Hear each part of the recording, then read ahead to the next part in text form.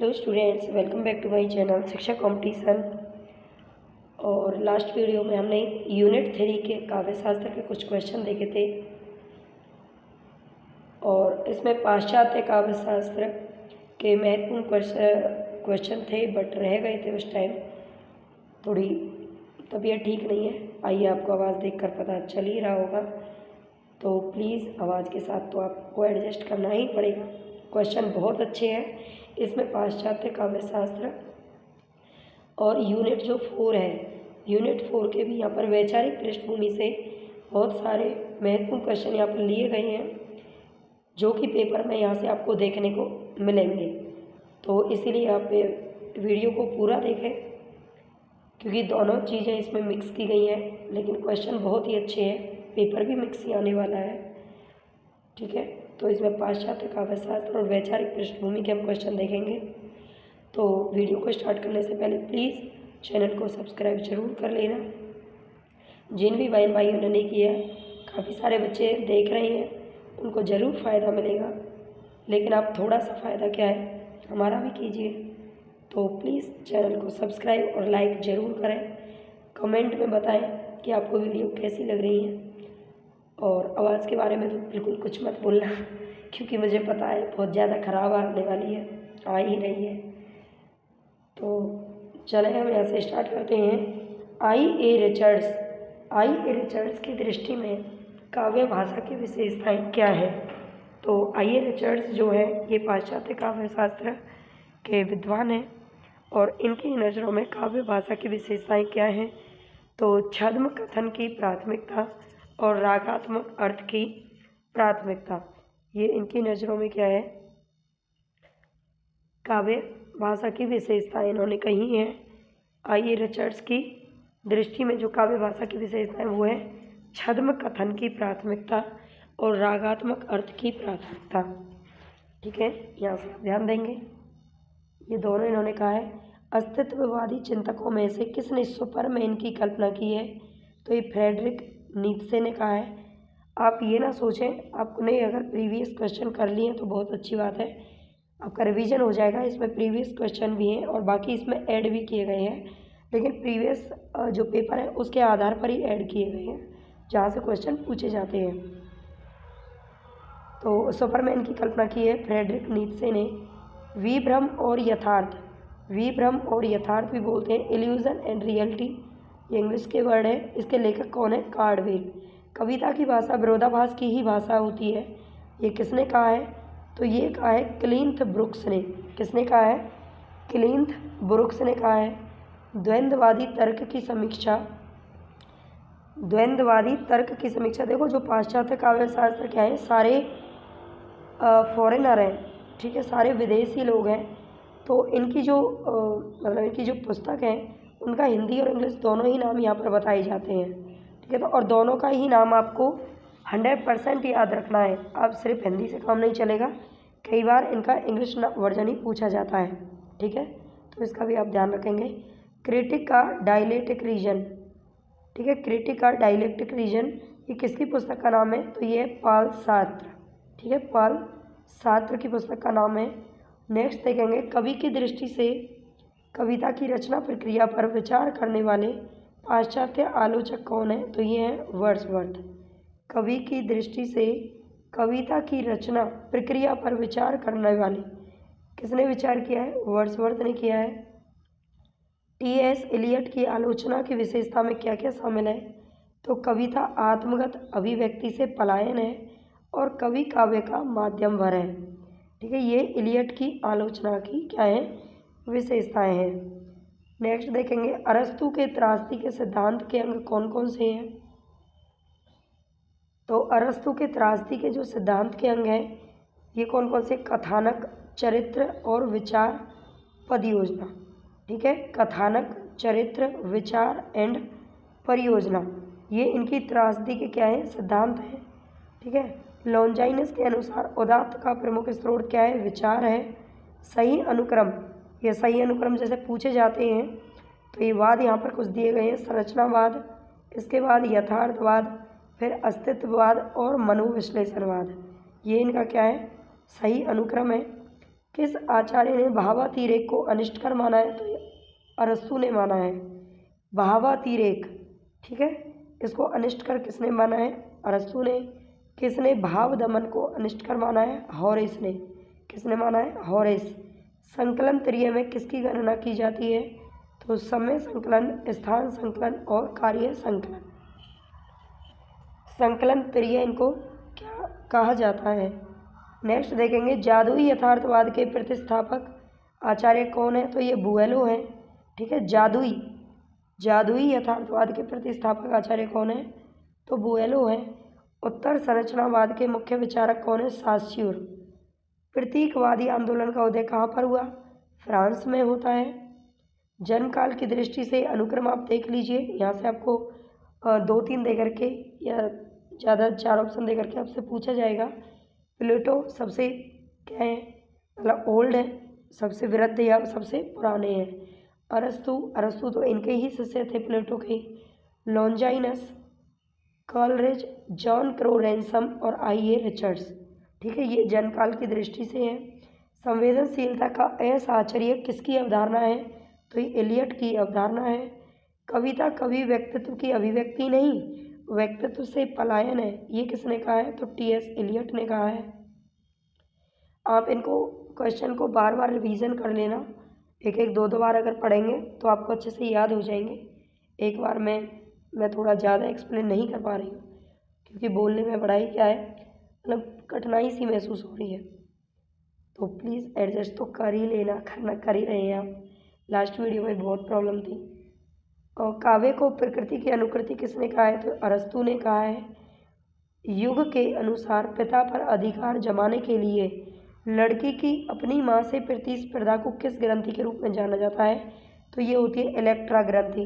वैसे इस लैंग्वेज में क्वेश्चन पूछा गया था, लास्ट प्रीवियस क्वेश्चन है ये, वही मैंने यहाँ पर लैंग्वेज रखी है ताकि आपको आगे कन्फ्यूजन ना हो। वैसे इसका ये कहा जाता है, जब जैसे जैसे बच्चा बड़ा होता है 5-6 साल के बाद, और लड़का हो या लड़की हो, तो जो लड़का है वो अपनी माँ के करीब होता चला जाता है और जो बेटी होती है वो ज़्यादातर अपने पिता के करीब होती है। तो ऐसा इसलिए होता है कि उनकी जो ग्रंथि होती है, जैसे लड़की में इलेक्ट्रा ग्रंथि होती है, तो ये इनकी वजह से ऐसा होता है। ठीक है, जो ग्रंथि होती है उसके कारण ही ऐसा होता है। बाकी सब ये सोचते हैं कि पिता अपनी बेटी से ज़्यादा प्यार करते हैं और माँ अपने बेटे से। ऐसा नहीं है, ये तो भगवान मतलब प्रकृति की ही देन है।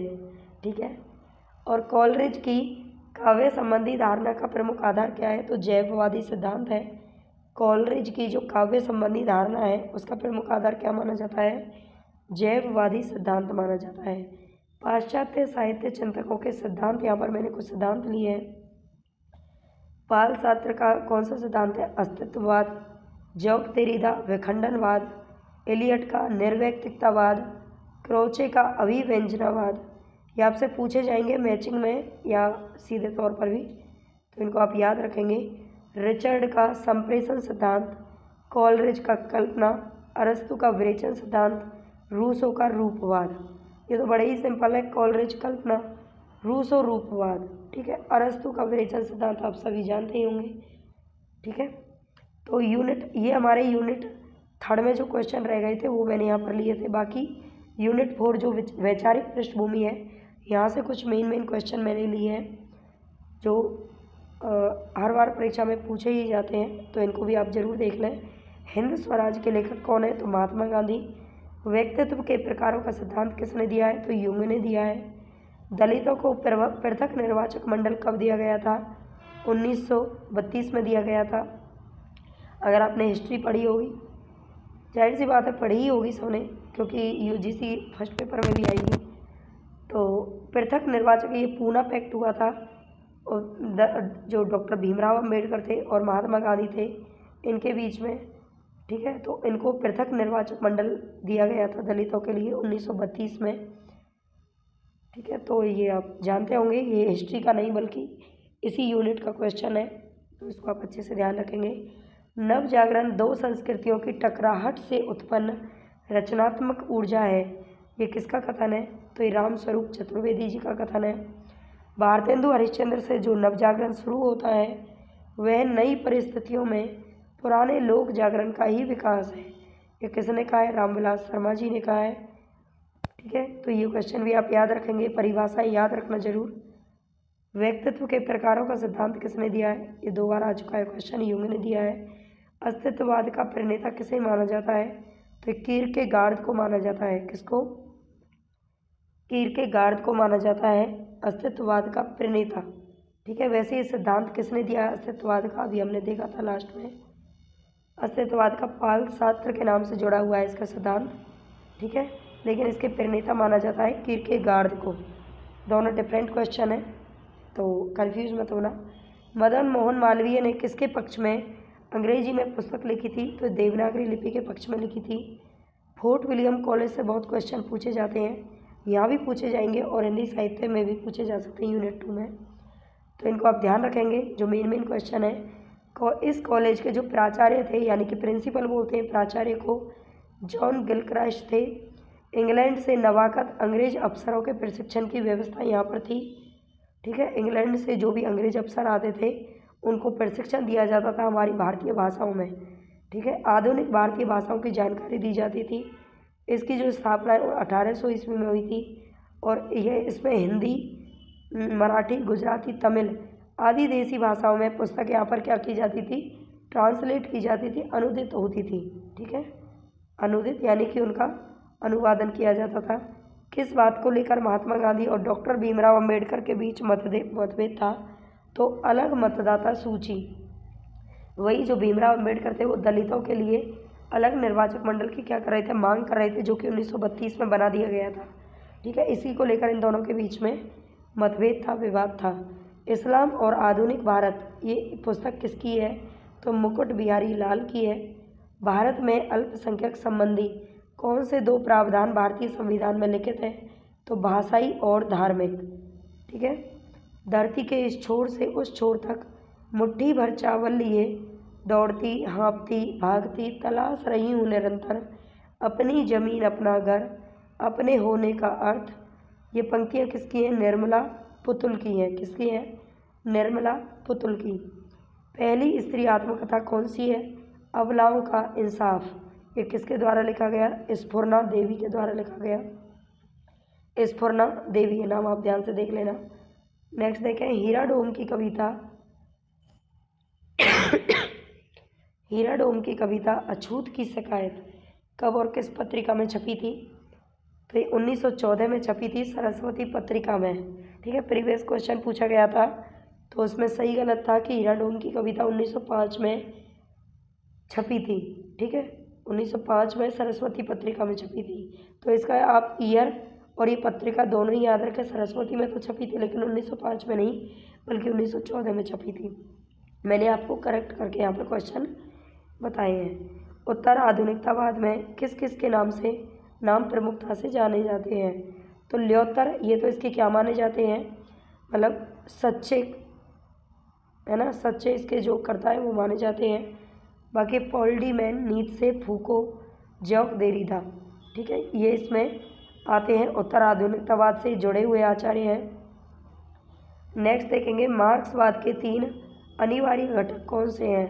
तो द्वंद्वात्मक और ऐतिहासिक भौतिकतावाद, राजनीतिक अर्थशास्त्र और वैज्ञानिक समाजवाद, ये मार्क्सवाद के 3 अनिवार्य घटक हैं। ठीक है, इनको आप याद रखेंगे।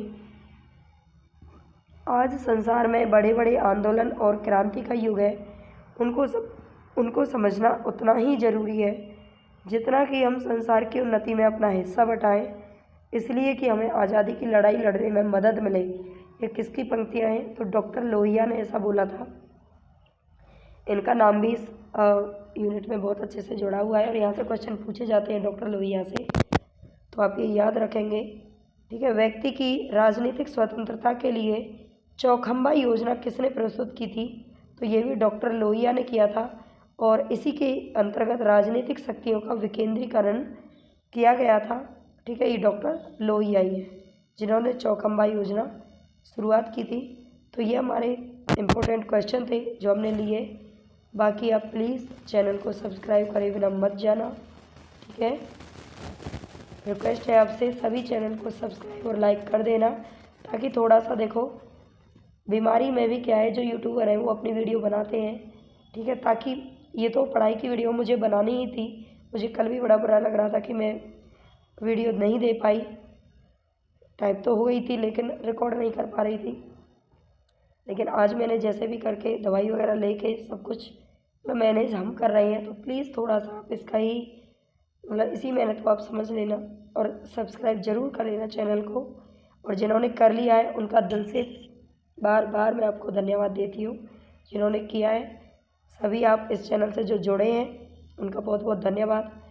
और आगे भी आपको इसी तरह की आपको बिल्कुल एकदम निःशुल्क यहाँ से सहायता मिलती रहेगी अपने एग्ज़ाम के लिए। जितना मुझसे हो सकेगा मैं उतना ही आपके लिए करूँगी। तो धन्यवाद।